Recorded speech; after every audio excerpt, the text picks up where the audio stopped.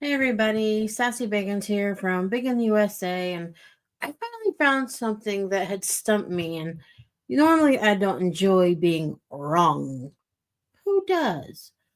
But this was an argument, well, discussion I had with my husband, and I truly thought I was right, but I was truly proven a different kind of wrong. And since even though political names will come up, I do try not necessarily to do straight up political things because there's just certain inevitable truths that have been real since the time of the cavemen. Truly cavemen. Whether it become we all must protect our natural resources. That's how each individual country has always survived. The survival of the fittest in its truest form, whether it's who can make batteries for the longest with all the precious minerals, or who can get it to the consumer the fastest for the most basic dollar. No, it's not quite caveman, but still supply and demand. And to quote the person's name who I can never remember, but he said that if you could teach a parrot to say supply and demand, it'd be the smartest parrot in the world. Because that's what our world revolves around, a supply of something and how much we want to pay for it. Now, we all know how in the news Trump has been joking about buying Greenland or absorbing Canada as the 51st state. Now, both these things sound like he was just razzing on them. He was just being a troublemaker, sounding funny, saying the most ironic thing that he could think of in the moment. Or at least that's how I understood it to be. But upon further review, it's not quite like that. Um, Especially when it comes to Russia and boats. In our world, trade is delivered mostly by boats. And whoever can get there the fastest wins through trade routes. And these trade routes are on some rather protected lands, per se. Even though we have some very loose laws around, they call them maritime laws. So, yes, there's law, but at the same time, whatever happens at sea kind of stays at sea. And here we go. I'll pull this up. I did finally find one picture that kind of helps explains all these things. Okay, just as a quick overview, so this makes a little bit more sense of how caveman and basic all of this is. Okay, we have China. They are fighting the world, it seems, at being economically on top of just like everything. But in that, I think they will eventually shoot themselves in the foot when they run out of minerals and manipulation, basically. And that's why they've also been in Africa bartering their precious minerals because they've ruined so many things in their own country that they're running out of stuff to use, abuse, and build. Okay, here is a picture of the world as Google sees it. Up in the top, we see Greenland. Nice, nice Greenland with all this lovely blue space up here. Isn't that nice? And over here, next to Alaska, we have Russia, who is right next to China. To help fix their speed and production issues, other than going to other countries and abusing them and taking their natural resources, China created something called BRICS. It's the initials, which are BRIC, which I believe is Brazil, Russia, India, and China. Where there is, if you think about like a belt could go around the earth, a trade route system that goes through all of the canals and all the waterways of the earth, basically. Where, as we know, Panama, as soon as America was done building the canal there, they kind of gave it over to China. So in this little thing down here, there is the Panama Canal, currently under the control of China. And Trump says we're taking it back and we're naming this the Gulf of America. Okay, then if you go across the ocean, you cut through Europe, you go past the Iberian Peninsula, which is what Spain and Portugal are. You go through the Mediterranean, and there is yet another canal, the Suez Canal, which is over here. Then you go down and you're past India, and you go straight back to China. This is the shipping route that they've been trying to own and control for many, many years. And whoever can own this can almost own the world, essentially. And then the second one, because I didn't think that there could be a second route that could be possibly better than the one that they had just made.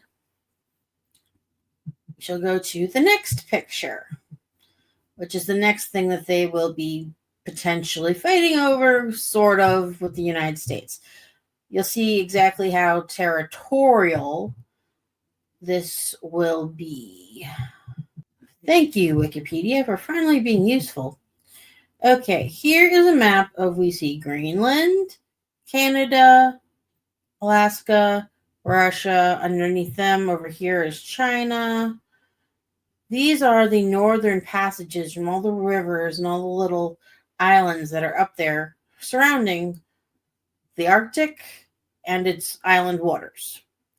These lines show how if they can go through here, because there's a lot of islands north of Canada, that can more quickly, it's easier to take one of these routes than it is to go around the whole wide part of the earth.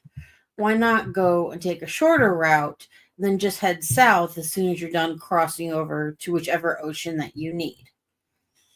This is what he's talking about. This wasn't a joke. This is with a He-Man brain trying to protect his cave, his hunting grounds, and his future to survive with those hunting grounds. This is what the current economical hunting grounds look like. When Trump first said that he wanted Greenland and he wanted Canada, it's like in negotiations. You have everything down. At the very end, you say, oh yeah, and I want the kitchen sink. Now, the other party didn't know that the kitchen sink had value, so they're suspicious that you're asking for the kitchen sink. No one's ever done that. You just do it to see what you can get away with. It's a tactic. It's a make them uneven or unbalanced in the approach, and it's like, what do we got to give up to give them the kitchen sink now? In the end, it's not about the kitchen sink. It's just a way to screw with people to see if you can budge them. This is not a kitchen sink, y'all. This is like, if I looked on the map earlier, down here at the tip of Greenland, the Greenlanders and the Danish do have one military base. But if you look up higher on the map over here, the United States has two. Yeah, that's just the tip. That's where Trump Jr. was sent with Charlie Kirk to go make friends with the Greenlanders. Okay. Their summit camp, I think, was ours. Should be another one. Look over here. This flow, if you remember, this whole flow across here is where Russia likes to go. This is, plus there's all the minerals that haven't been tapped yet in Greenland. But basically, this is right in the middle of all their shipping lanes as far as future health and growth. There we go. Now, thank you, Google. Wish this would blow up more, but it doesn't. But yes, this is the follow the through. This is one side of Russia. You go through, you cut through, you go through there, you come over here, and you go right back. This is that shipping lane. All this up here that was in from the last picture. And Camp Century is our military base. This is the Finns military base. And that might be their airfield up there. But yeah, this is what they're fighting over, per se. Or there is some point that we've paid so much to the United Nations and we protect so much of the world, and we really do keep Canada out of trouble, that maybe we should cash in on our years and years and years of goodwill. This, and he's not kidding either. This is not a joke. This is not a we'll make Canada the 51st state kind of poke. Oh, no. Canada's going to have to play ball on this one, because all the Chinese and Russian ships will be going through there for faster spreading of goods, economic warfare of sorts.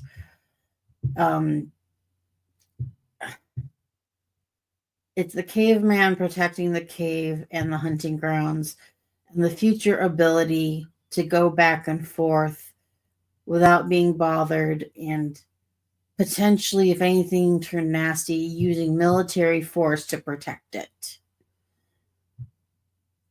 And just not letting other people walk all over us. That's what this is truly about. Because I know they keep joking about, hunting Greenland. Based on how untapped Greenland is, a lot like Alaska,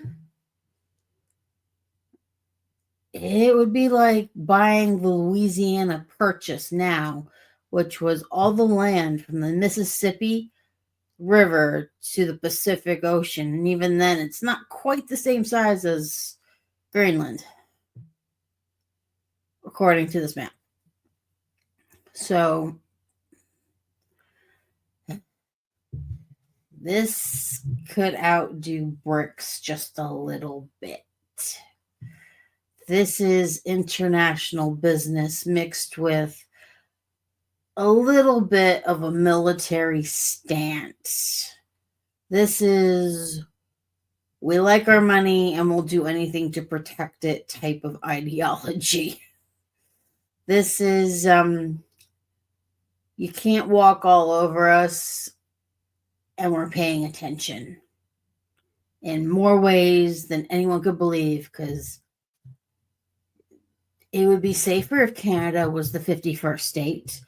Now, I don't want to ruin their sovereignty. They're free people. I mean, I wouldn't want my sovereignty invaded, but at the same time, I wouldn't invade theirs either. So, just like a true American, I will fight for their right to be themselves and not to mess with it. Yet at the same time, if they can't stand up to China or Russia, especially in the Yukon, if you follow other news, things need to be taken back that have been walked all over, especially when it comes to other countries owning land in other countries with or without their permission. In some ways, it's kind of like that old game Civilization. If you occupy it, you own it. They're occupying waterways. It's a start. But at least we have one of the better cavemen in office who might be smart enough to protect it versus others who didn't know that this was even a thing. Like the rest of us who just thought it was, joke of the moment, off the cuff candor, something that would never be taken seriously in a civilized society.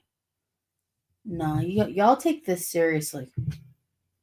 As many jokes as I could make about how you can yank somebody's chain, this is no chain yanking. Leave your comments below if you have anything positive to add to this argument. If I had anything that was missing, please let me know. Y'all have a good night. Live long, try to prosper. and don't do anything I wouldn't do, which isn't saying much.